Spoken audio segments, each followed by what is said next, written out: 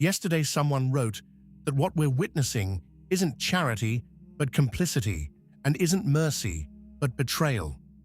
He wasn't talking about a government, but the hierarchy of the Catholic Church.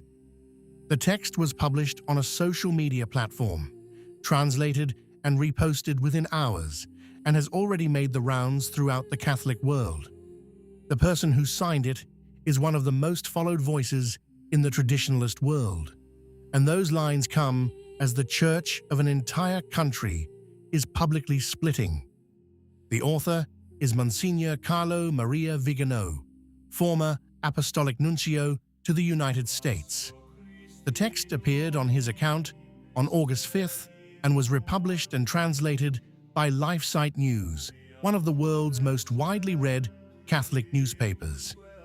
To understand why those words carry so much weight, we must first look at what actually happened at the Spanish border in the last weeks of July.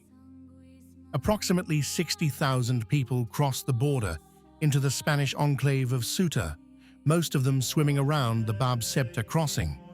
Many were young Moroccans. Spanish authorities have reported at least 67 deaths. Moroccan authorities have identified 11, and other estimates put the death toll at close to 100. These figures are still provisional. Almost all those who arrived in Suta have since returned voluntarily, and the border area is returning to normal. This is the current situation. Vigano wrote a few lines of absolutely harsh, no-holds-barred commentary on this issue. The primary target is not politics, but the very interpretation of what is happening. He argues that what is happening is not a spontaneous phenomenon, but in his words, a diabolical plan of ethnic substitution, of destruction of the social fabric and provocation of unrest. It's his reading, which he presents as such, and which many within the Church completely disagree with, but it's the starting point from which he builds everything else. Because the most serious part of that text isn't about those who cross the border. It's about the bishops, and it comes in the very next line. The synodal hierarchy, apostate and traitorous, is not only silent, but is actively participating in this infernal plan. These are his exact words, quoted verbatim, and they should be read slowly. He's not saying the hierarchy is wrong. He's not saying they're distracted, timid, or ill-informed. He's saying they're actively participating, and that's a different kind of accusation. Then he lists how, point by point, with his words of unconditional welcome, with his documents that deny the primacy of the faith and of Christian civilization, and again, with his complicit silence in the face of the erasure of Christianity from families and society, he collaborates in the ruin of what remains of Christianity. Then come the two sentences we started with, and now we understand who they were addressed to. This is not charity, it's complicity. It's not mercy, it's betrayal. He closes with an appeal.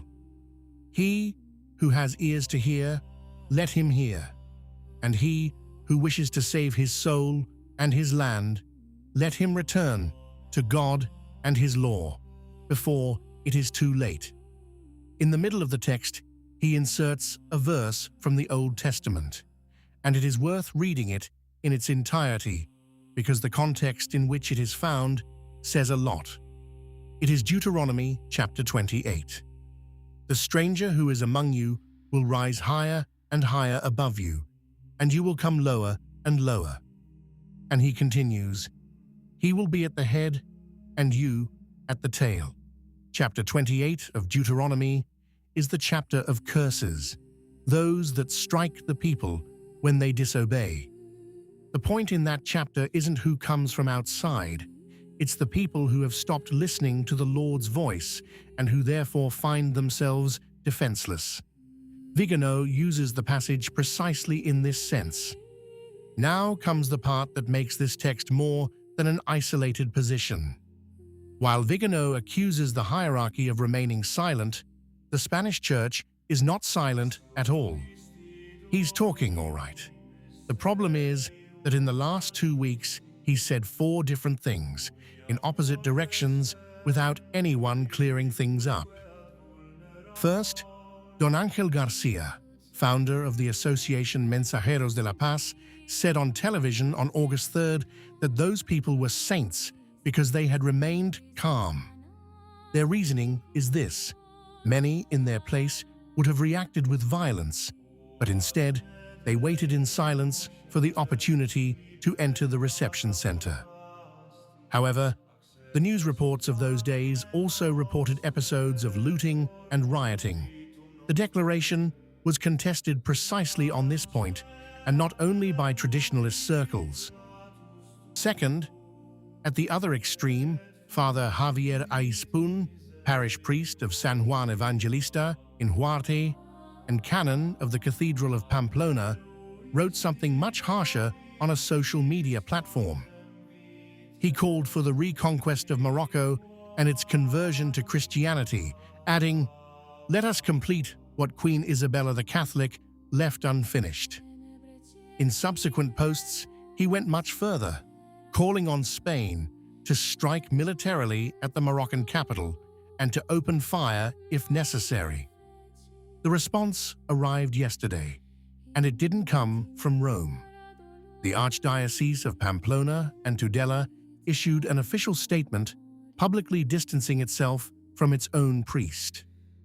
Those words, it reads, are strictly personal opinions that neither represent nor are they in any way shared by this diocesan church. Archbishop Rosello asked him for an explanation. Third, on the other side of the border, the Archdiocese of Tangier did something even different. It organized concrete assistance for those returning exhausted and hungry. Its Archbishop, Emilio Rocha Grande, accompanied that assistance with a direct message to young Moroccans. Build your future here, in your country. No condemnation, no proclamations. Fourth, Vigano's text, which doesn't address any of this and goes straight to the accusation against the hierarchy. 4 Catholic reactions to the exact same fact. A priest speaks of holiness, another speaks of reconquest and is disavowed. An archbishop distributes food, and another speaks of betrayal. Those who defend the hierarchy's line will say that all this is normal. The church is not a party, and on a question of political order, voices can legitimately diverge. Those who side with Vigano will respond that when 4 pastors say 4 incompatible things in the face of the same fact, the faithful no longer have a single voice to follow.